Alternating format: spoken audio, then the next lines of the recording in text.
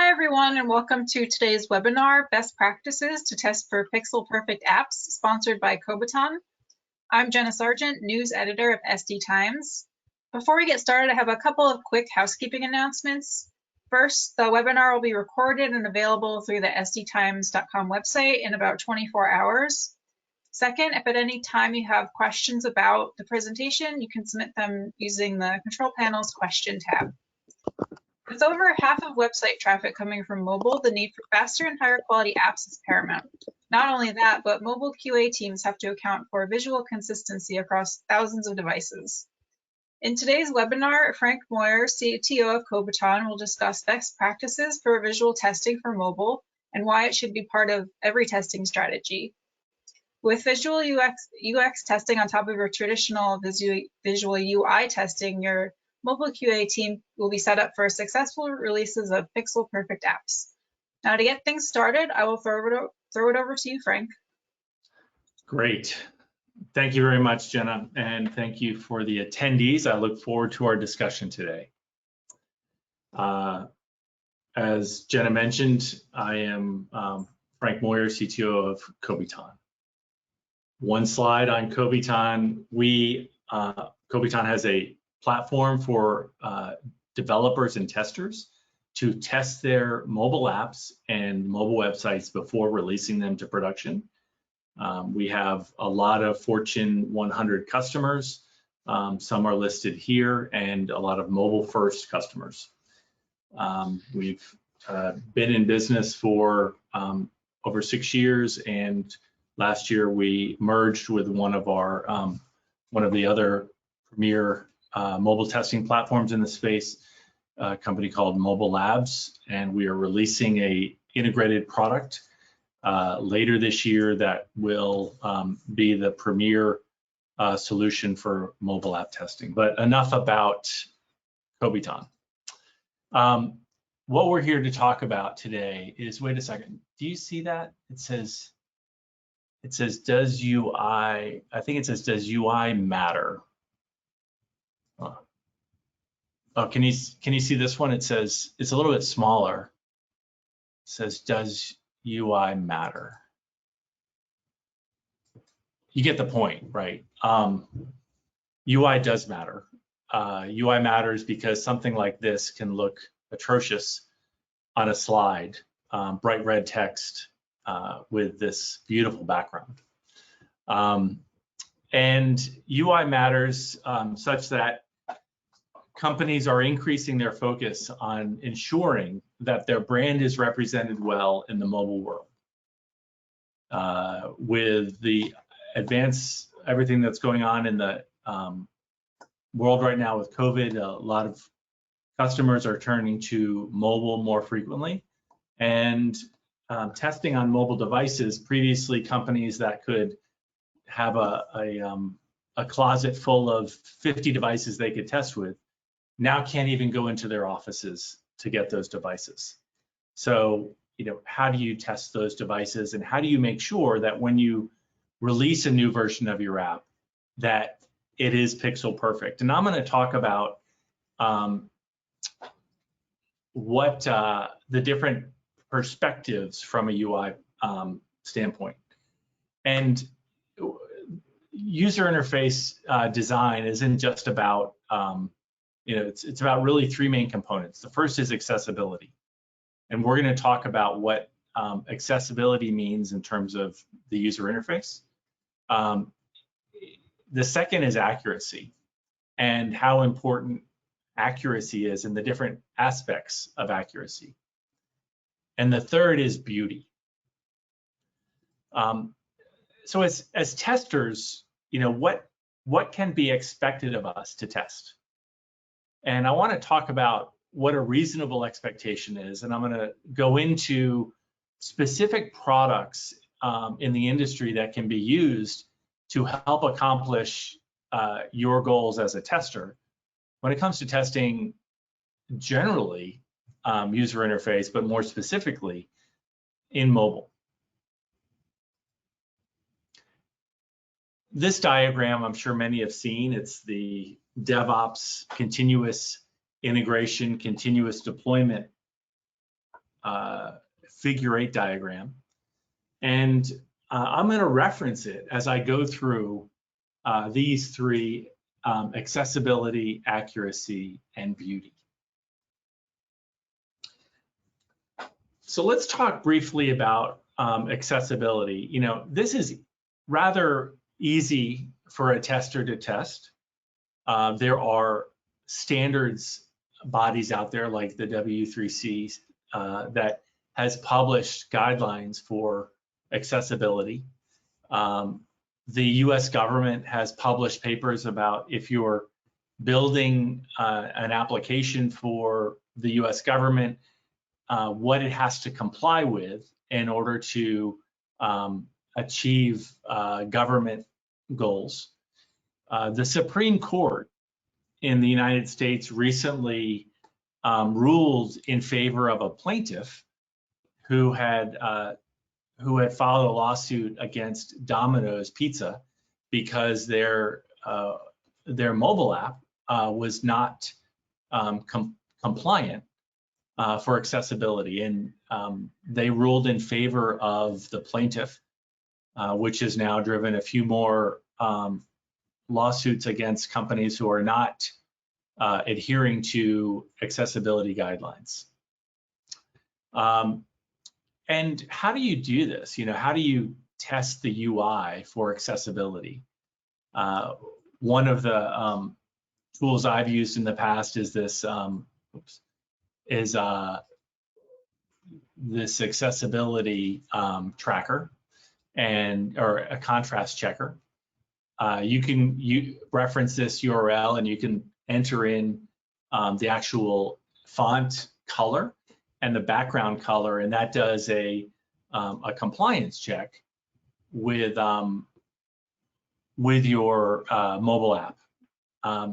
But also there are tools out there to actually show whether a mobile app or a website is accessible. And we just released at Coviton about a month ago the ability to check for the contrast between the font color and the background, as well as the tap area. Those are two of the major items in the W3C specification. And those are both UI related.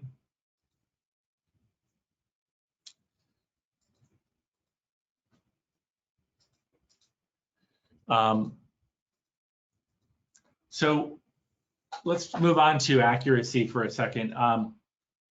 You know, was the UI implemented according to the UI design? And this is really challenging. Typically, and I'm going to demo here, and show what the typical workflow looks like. This screen shows a product called Figma. Your designers may be using Figma, some use Sketch, some use Adobe. Figma's gained in popularity. Their current valuation based on the latest round is over $10 billion. So it is becoming sort of the de facto for UI design going forward. It allows you to rapidly design. So I can go in here, I can look at this screen as a designer, I can change this font color to something different. And then I can share this and I can create a prototype off of this. It's very easy to learn. But so, you know, your designer goes and designs your screen. Now, how do you check to make sure that it is implemented correctly? That when the developer releases it, that what they release is correct. And so what I'm going to show you next is the user interface for one of Coviton's latest features, which is validating this design against what the developer implemented. This is the Coviton interface for, these are all the sessions that were created. I'm going to go into this specific session, and you can see in this session, there's a full video of the test. It's got a bunch of metadata. I can get the device logs, and I can see that the Wingman app was installed.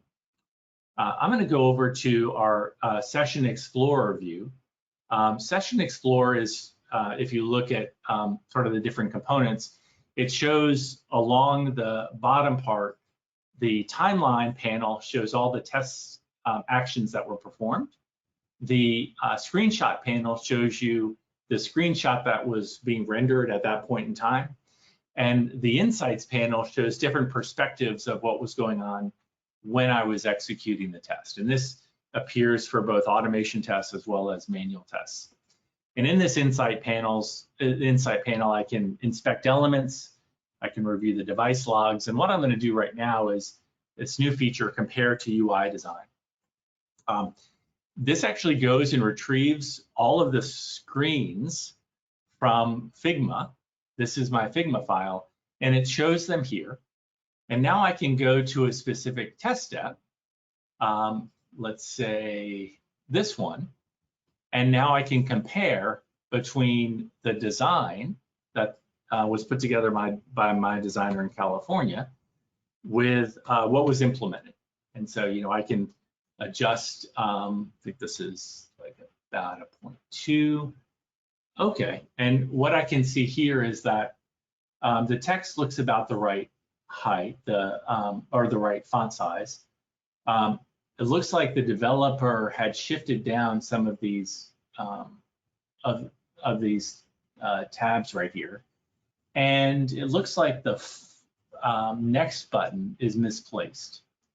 So and I can the version of so I can move things around a little bit just to align it.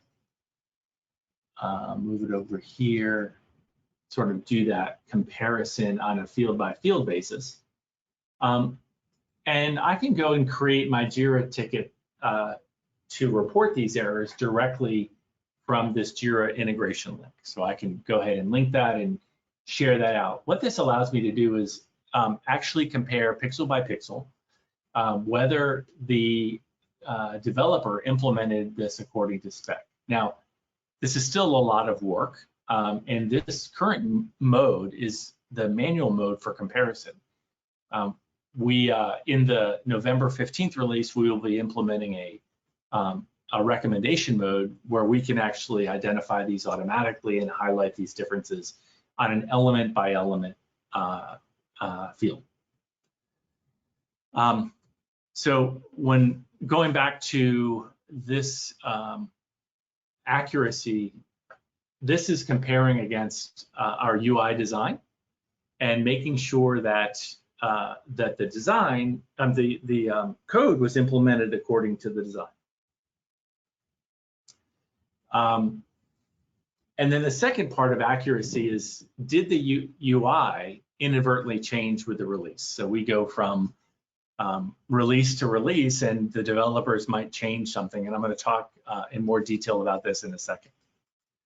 Now, one of the things I skipped over was the complexities with mobile. So what typically happens is, unless you are one of the mobile elite, unless you're Uber or Amazon, you typically will design against a specific mobile device screen resolution.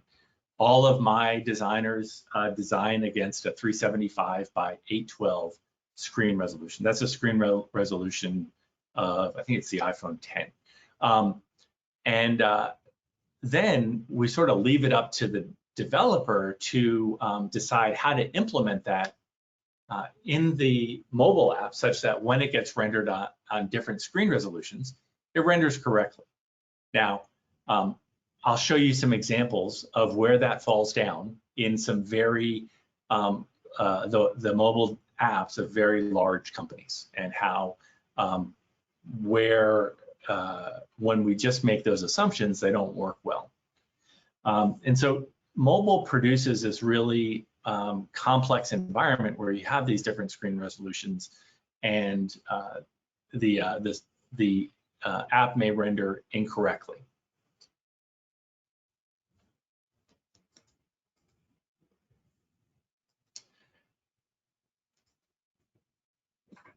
Here's a simple example using that Wingman app that I showed earlier. This is something that from release to release, the developer had changed some things on this, and the wrap for the business card scanning with guaranteed accuracy is now off. Is that an acceptable bug? Is that an acceptable change? Is that something that was done inadvertently? And the reason it happened was because the padding changed. But some things are not as visible. Here there's a subtle change on this screen where the button moved off center, and you can't even see it with the naked eye. You have to actually use some sort of image processing to identify and detect that change. I'm going to talk about different tools now that are used to check on both the web world and on the app world, on the mobile world. So if you look at like doing it manually, think about the amount of times that it would take to check manually if you're looking across a bunch of different screen resolutions and different mobile devices.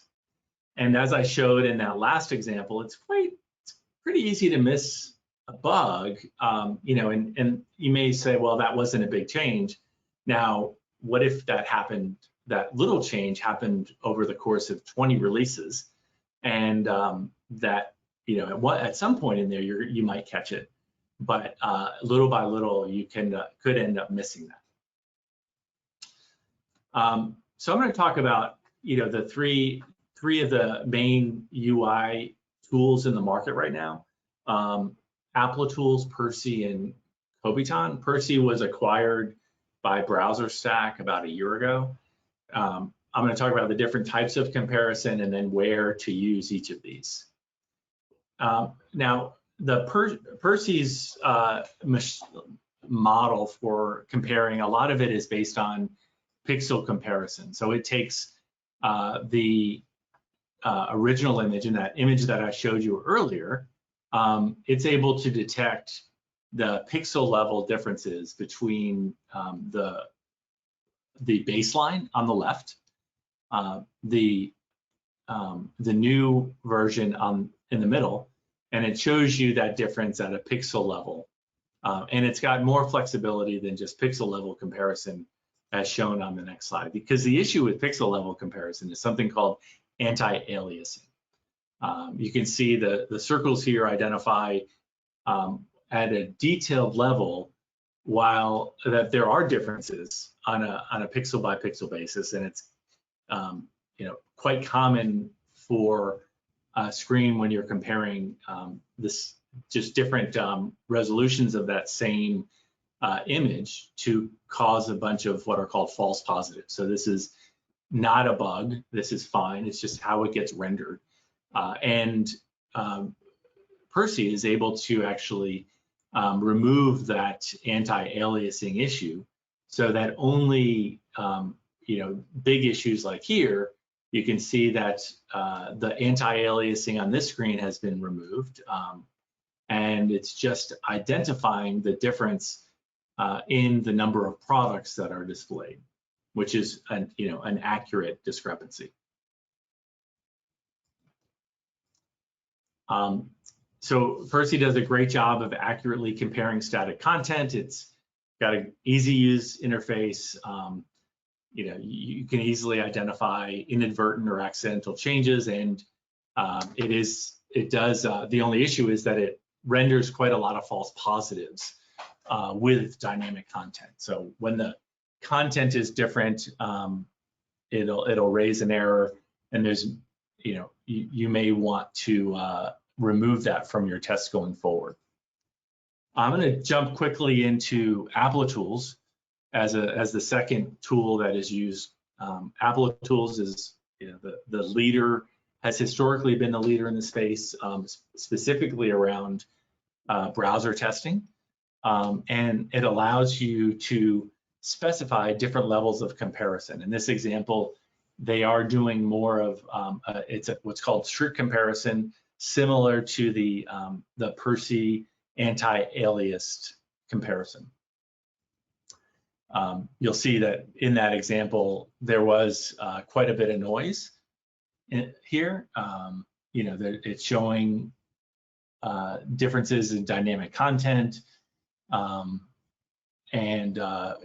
it still has some noise, but they have the ability to change the comparison to just show differences in layout.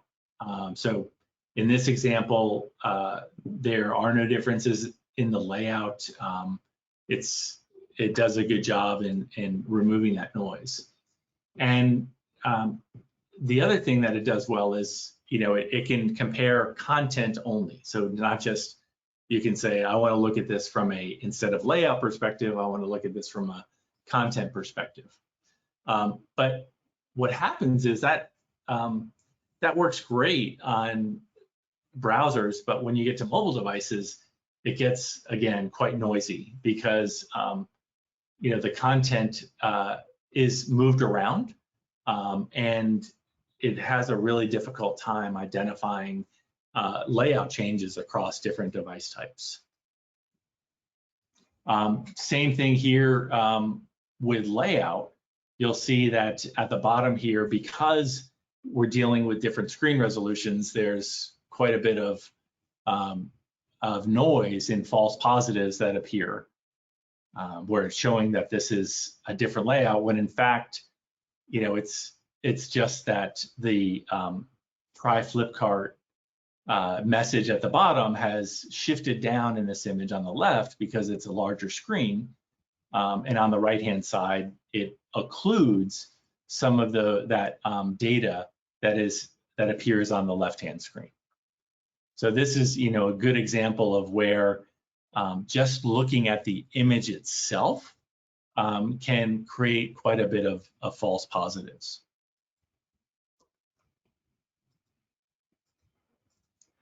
So just a summary on the Applitools side, it does a good job of supporting dynamic content because you can compare based on layout instead of including the content.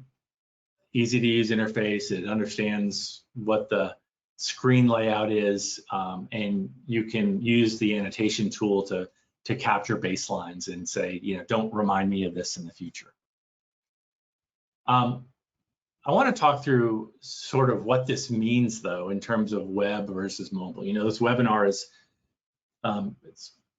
while we're talking about web some, mobile is really important. And when you look at the scope of web, you're looking at 3 to 6 browsers and 10 versions. Now, what happens when we take that same analysis and we apply it to mobile? It's orders of magnitude bigger. You're looking at, thousands of devices, lots of versions. And the other thing that's different is a mobile device is moving, right? It's mobile, and it's got limitations. It doesn't have the same CPU and memory that a laptop has. And the other thing is crashes, right? Mobile apps crash. While websites sometimes lock up, it's a lot more common for anyone who's used an app for an app to crash. And that's a really impactful part of the user experience for mobile. The other differences on mobile, in addition to crashes, is the median. There's this App Store rating, right? Apps have App Store ratings, and the main cause of low App Store ratings, 2.6 is out of 5, is crashes and poor performance. There is no equivalent App Store in the web world, and 73% of crashes in the App Store occur because the app was not tested on the crashed device type. Now, one of our customers at Kobiton has 1,500 devices, that they use to test on, every release. So imagine all of the time that goes into testing the user interface on all of those different device types. And then carrier connection stability and speed, being able to test and vary the speed of your internet connection to see how your app renders.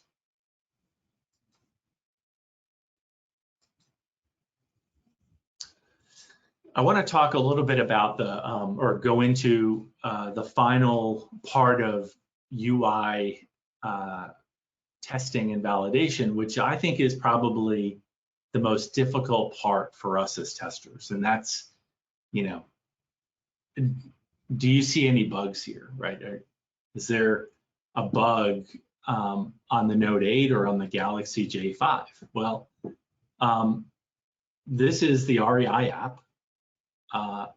One is an obvious bug here. I can't click on the login button on the Galaxy J5 because the no thanks text has occluded that login button, making it, you know, that's an outright bug. But what about, you know, the login to your REI account to access? Is that a bug? I mean, it's functional. I can read it, but should I define it as a bug? And what about, you know, the text on each of your store, your wish lists, and how do I know whether to create a bug or not? And this is as we start to get into this final type of UI checking, which is, you know, beauty. What we find here is, you know, the font size here is a lot larger. Font size here is a lot larger. The developer has structured the padding on this screen so that when it renders on the Galaxy J5, it looks wonky. And wonky is my word for the day. So how do we do better than this? How do we not have to make hard judgment calls, you know, without having the expertise as a tester? You know, we're not designers. How do we make the judgment call as to whether something is a defect or not? And what I'd like to show you now is what we've done at Kobiton to help with that, that goal. And we do, in addition to what Applitools does in terms of checking for release to release differences, we also have an intelligent UI comparison. So what we will detect is whether that welcome text on the right is too big or too small for that screen size. And so how do we do that?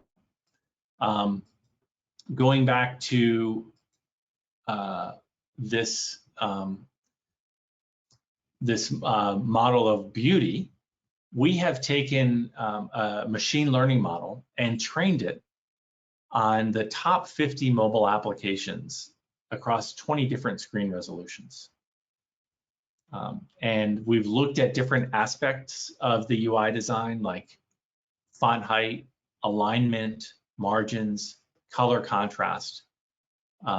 And we created an outlier detector to help the tester identify, you know, what beautiful is, whether what is rendered on that screen should be a bug or not, should be considered a bug. And the way that this is visualized is we look at different screen resolutions for that element, that welcome text, and we look at how it's rendered on different screen resolutions to identify where it is an outlier. And you can use this information to just feed back to the developer to say, you know, this wasn't rendered correctly. on this screen resolution.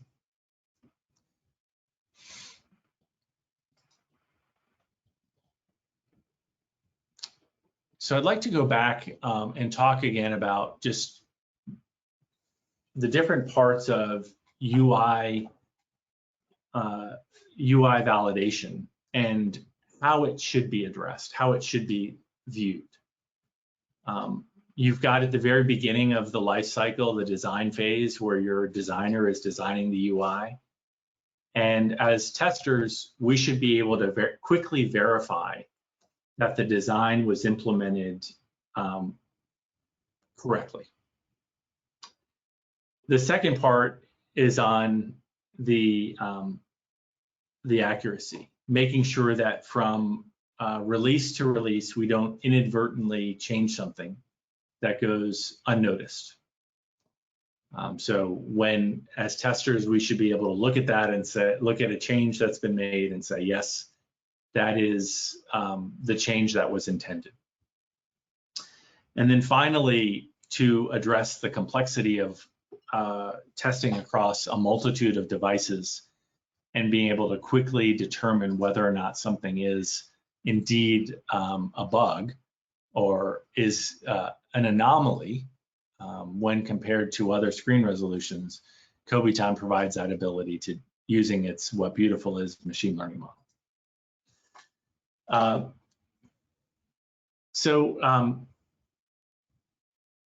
That is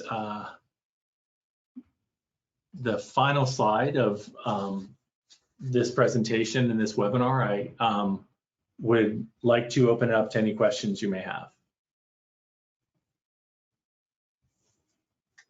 Yeah, so if anyone has any other questions, feel free to put them in the questions tab and we'll get them answered.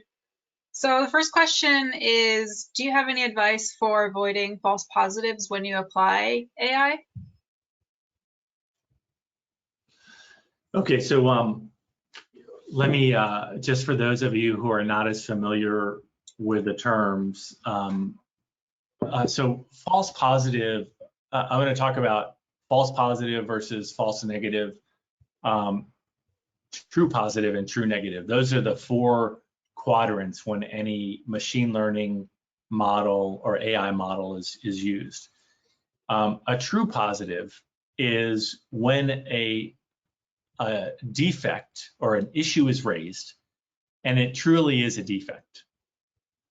A true negative is when there is no defect raised and there is no issue. When we look at accuracy of AI models, we look at how the number of true positives, true negatives, false positives, and false negatives relate. A false positive is when an issue is raised by the AI, but it's not really an issue. And then the worst of all is a false negative. And you know, this is when testers lose trust in machine learning, when it misses an issue, when there was a bug but the AI didn't raise it. So the question, going back to the question, you know, how do you limit the number of false positives?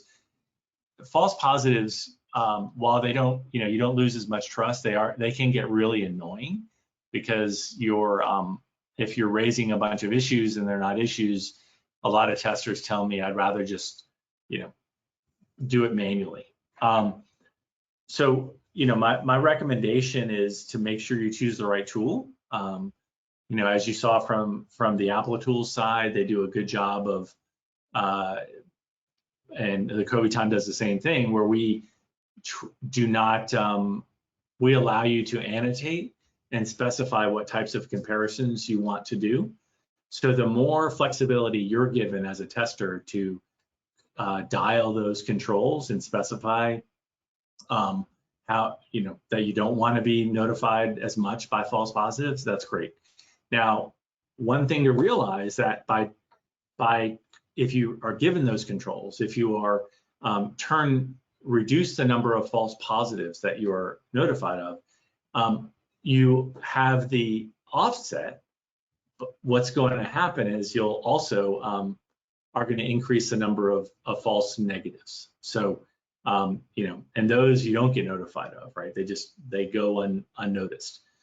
So just by the nature of the yin and yang of machine learning, when you adjust the dial on false positives, you're also turning the dial on false negatives.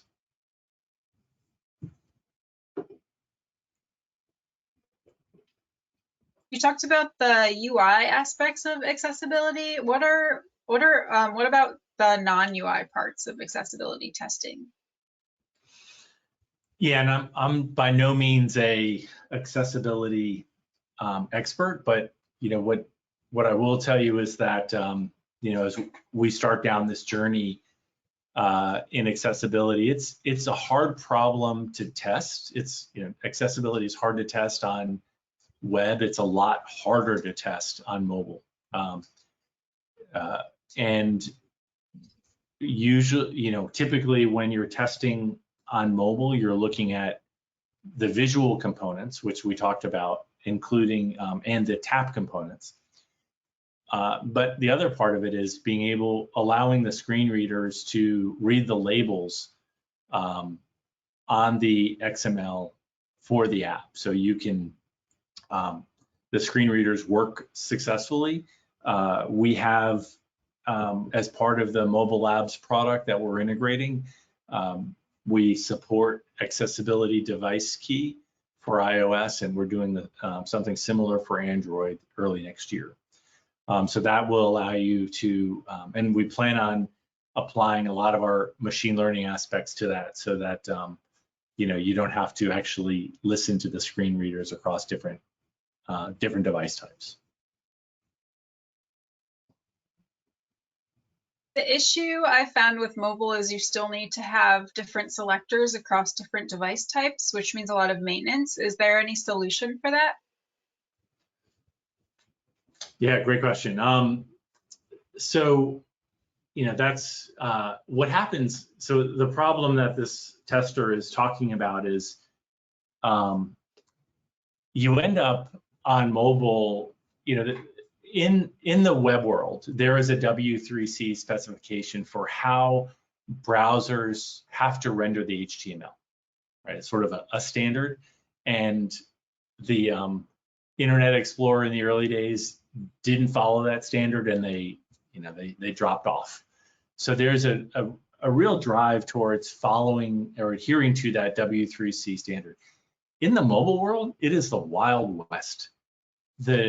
Every device manufacturer views rendering of the screen as a differentiator for them, and that means that they may not render the XML, or what we call the inventory, in the same way across different as other manufacturers.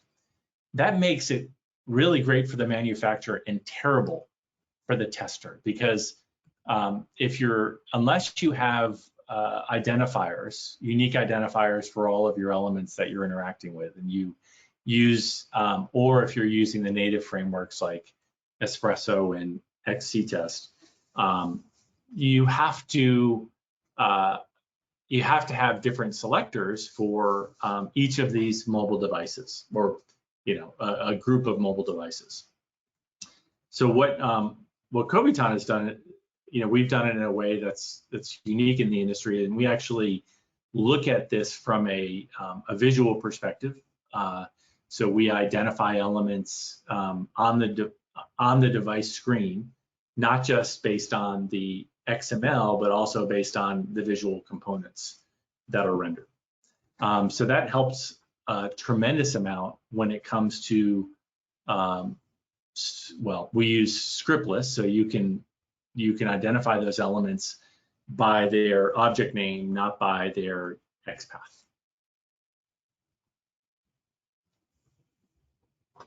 How do you handle crashes on mobile devices? I uninstall the app. Oh, that wasn't the question. I think the question is, how do I how do we handle crashes in testing? So crashes are a pain, right? Because well, if they don't happen on your app, then you're lucky. If you're testing an app that doesn't have a lot of crashes. But if you're testing an app that has crashes often, what ends up happening is the tests fail, and it takes time to go and investigate, why did the test fail, right? And so you're combing through logs and you're finding the crash, and it takes 15 minutes, whatever. It's not an exorbitant amount of time, but nonetheless, it's time. And every time this happens, you waste time doing that investigation. So what we do is we actually recognize the crash in the logs so that we don't raise any UI issues that are crashes as UI issues. We raise them as crashes, and so that reduces 15 minutes of your time every time that happens. You may be like, yeah, that's a little bit, but it adds up. And especially when we start looking at some things that take a lot longer to investigate, like performance issues, that saves hours of your time. Is there any way to use UI validations to measure application performance? Was that asked after my last question? Performance. So when I hear performance, I think of response time. Yeah, we haven't released this yet, but we are working on some image processing techniques that will allow you to measure when a screen finishes rendering and show that, so you don't have to write the timers in your Appium code. Instead of writing start timer and stop timer, you can just let your test execute, and we'll automatically detect how long it took for the screen to render. Another question is, we have some sort of in-house solution for UI pixel per pixel compare. When a designer changes the UI, we get a lot of changes. Is there any good solution for modifying a large amount of UI errors, or is it more or less one by one? Yes. So great question. The problem that is being described in this situation is let's say you got 500 tests and the login screen is changed. There is an in-house tool built to compare the UI, and the login button itself has changed. Well, when you change that login button and you log in on every one of those 500 tests, you're actually going to raise 500 issues. And so you have to go through and check off each of them. Now, what we're providing the ability to do is, once you remediate one of them, at Kobiton, we will recognize and remediate all of the other 500. This is part of Kobiton's initiative to allow for automation to be updated within an hour. And so if you are using an Appium script instead of, you've got 500 Appium scripts, we will provide that capability through Appium execution. So within a single line item in your Appium script at the very top, you would say, Kobiton visual validation, and you would reference the baseline session ID for comparison. And then we automatically go and find that difference. And then we tell you all of the other places that difference occurs. And then when you run against those other scripts, you don't have to see those failures because you've already accepted that as an acceptable change. Got it. That was all the questions that have been asked. So we can wrap things up here. Great. Thanks Thank again you very for a great presentation. Thank you, Jenna. Thank you, everyone. Take care. Again, that was Frank Moyer, CTO of Cobiton. I'd also like to thank Cobiton for sponsoring the webinar, as well as all the attendees for joining us today. All right. Take care, Mike.